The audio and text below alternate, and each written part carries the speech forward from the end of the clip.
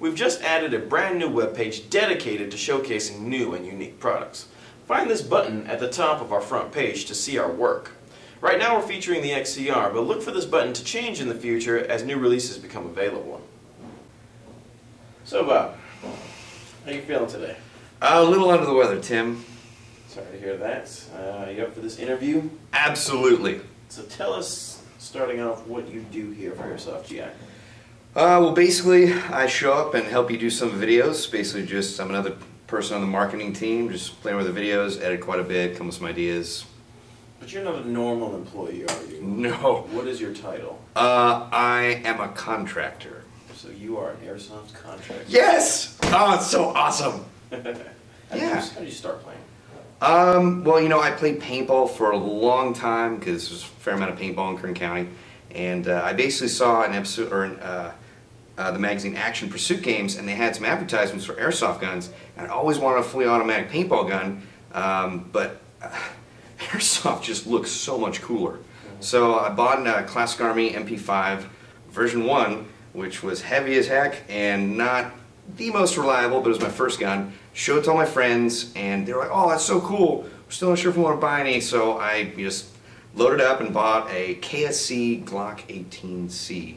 And after that, my friends started buying guns. We would play under, bridges, just random property. And then I finally went to my first airsoft operation so long ago that operations, video thing you buy the video afterward was on VHS. That was that was Operation Iron Angel. Okay, so that came out on VHS before DVD. Yep. So what did Operation Iron Angel entail? Well, it was at the Agua Dulce Movie Ranch, and I don't know if any of you really remember, but there's a show called Combat Missions, and one of the big lures of these is that all the guys, the cool guys from Combat Missions, were going to be there playing airsoft, which was really cool. We got to meet all these guys we've seen on TV, but basically it's just two opposing sides going for objectives. Like I remember one time I had to take an airfield with my buddies, and oh god, I love this part because I've never really run into as cool of an airsoft mine situation as I have that day. I was walking along the airfield, we were like halfway down it, and I look down and I see like a white piece of paper covered in dust. I'm like, that's weird, and I step right next to it, and boom! All I see is the sky, and then I hit the ground, I look around, my buddy Chirag is to the left of me on the ground, my buddy Cody, who's in the 10th Mountain right now as a staff sergeant, was on the ground, and I see my really funny friend Chris run up and starts meting us. He's like, "What happened?" And I was like, "I think I stepped on a mine, man." And I did. It was really cool. So that mine knocked you on your ass. Yeah, it literally blew me off my feet, and the guys around, like all my fire team guys, like 2 or 3 of them were on the ground too. Were any of you seriously injured? This sounds kind of dangerous. That's weird, is that it scared the crap out of me. Maybe I threw myself off my feet, but no, my legs were fine. And I looked over and there's a fat guy working the control booth like, "Oh yeah, I got you guys." I was like, "Yeah, we're medics, we're back in." So. Do you prefer milsim type games to like the fast-paced speedball type airsoft? Yeah, we got into this last time where, I've played a lot of outdoor, I've done a lot of sniping, I've also done a lot of CQB, and honestly, like, it's hard for me to pick which one I like out of the 3. I mean, you've got, each one has its advantages, each one has its disadvantages, like CQB, it's really fast-paced, there's not as, much objective or like, long-distance shooting, but, it's a lot more action-y, whereas the outdoor, like, there's a lot more sneaking around, there's like a hunting aspect to it, which I like. And but there is a lot of hurry up and wait sometimes. And then sniping, that's like the ultimate hunting part of airsoft. You're just waiting to get that one kill, or you have such a bigger range than your enemy that, I don't know, I just like them all. So you like airsoft sniping. Do you own any sniper rifles? Yes, I own a Tanaka M700. Is that your only sniper rifle? Yes. Okay. Yes. What is your most memorable sniping moment? I think you're asking me because you know.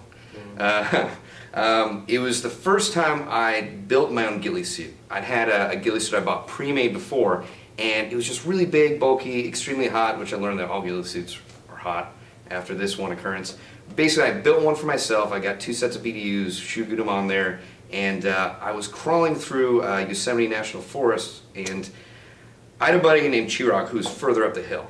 And I was scouting around below, and then I hear surrender, and he got surrendered by 2 guys on the other team. I didn't hear him coming, neither did he, and they were about 50 feet away. and the minimum engagement for a sniper rifle is at least 100 feet, so I don't want to shoot them that close. And what was so crazy about it, it made my heart go so fast, is the two guys up there were so sure they knew that someone else was there, and I'm going to pretend the camera was me. They were like, yeah, I know there's a guy here, guy's down there. Yeah, well, let's just go. And I could totally see, I was staring right at them, and I was just slowly trying to get to my pistols, like, if I move really slowly, I can get it. But they walked away, and I basically just hustled up the hill as quietly as I could, and they were walking away with my buddy Chirag because they had a prisoner, and I basically waited until they got beyond the minimum engagement, just went, pop, pop, Chirag, come back here, we're good. So that was awesome, because it was just really tenuous, I didn't know what was going to happen, and then we prevailed.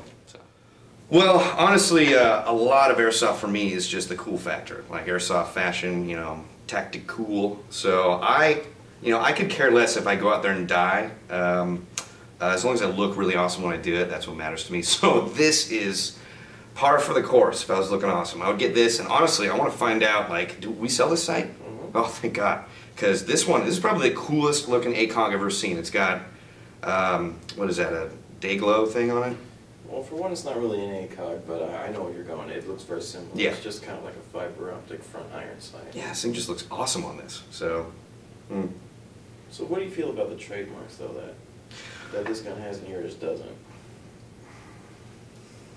I like the fact that this has trademarks. One, because my scar looks just kind of a little blank on the outside. Mm-hmm. You know, it feels like something's missing. And honestly, I really like the lower part of the body on this. But yeah, the trademarks, like when I'm walking around, I definitely want people to see this because it looks pretty sweet. I don't know, it also gives you that realism factor too, so. The realism is key. Now, one of the big issues that a lot of airsofters are having with trademarked guns is that they're going to cost a little bit more than they used to.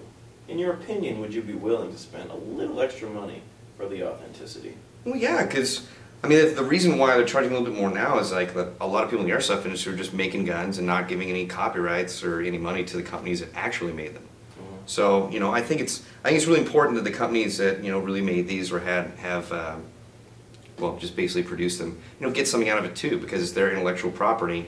And honestly, I'm just happy to get them involved in this, because maybe, you know, later on they'll be more involved in the airsoft sport.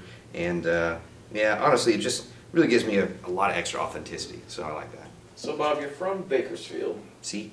But obviously this is not Bakersfield anymore. What? No, this is Walnut. What brought you down south to civilization? Funny. Well, basically I came out here to go to college after. So. Where can some of us see your commercials? Well, I don't know how many of them are on YouTube, but I do know I was the steak taquito guy for Taco Bell for a couple years. I don't know if that's still running. I don't think it's still running, but the steak taquitos might still be out there. I just got my Remax ad re-upped. Remax is a real estate company, and you might notice because there's a penguin in the commercial. And surprisingly, penguins can get really snotty to work with. So you'd think they'd be cute and cuddly, but when they get cranky, they just snap at you. Are you talking about a real penguin? Yeah. This was a South African penguin, and that was my Australian accent to go with it. What other commercials have you done? Should I mention the... What? I can't hear you if you don't say it. Okay, alright, well, I did a commercial. Oh, no, don't mention that one. Well, that's... I can't hear you. Okay, alright, well, maybe you can bleep that out. Let's see, Taco Bell recently did a Hotwire.com commercial. If you're not familiar with them, here's the jingle. HOTWIRE, Hotwire.com. So did that, Remax, Taco Bell. I feel like there's one I'm missing that's really important, but... well, can't remember. So you're just an actor, or do you produce or direct any other parts? Yes. Yes. When there was a writer strike going on, I got really bored, so I decided to start shooting my own stuff. And you can check out my website. It's villageidiotpictures.com. And I believe you were in that intro video, which is pretty sweet. Yeah, I've shot a few things since, mostly action stuff. You know, a couple commercials. It's been pretty fun, just making my own work. Who have you shot commercials for? What companies? Well, my family farm is basically coming out with a new chip dip called Garbanzole. It's sort of the middle ground between guacamole and hummus, but it's much more healthy than either of them. It doesn't go brown like guacamole does after like 10 minutes.